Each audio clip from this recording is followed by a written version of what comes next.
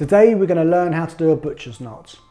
It's an important skill, especially if you have boneless pieces of meat or you're planning to stuff a piece of meat.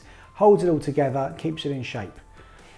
So the way I will show you is the way I learned many years ago. There are different ways to do it, but my way is you have the two pieces of string like this, left hand here, right hand here, first finger out with the right hand, string like this, and then you loop the first finger around like in a circle, 360 degrees, creates that eye. Then the small piece of string goes through the eye, like that, and then you just tug on the long string and it holds the meat in place. What we'll do as well is put another knot just to secondary secure it. So like that, and then cut the first strings, and there we have it, a butcher's knot.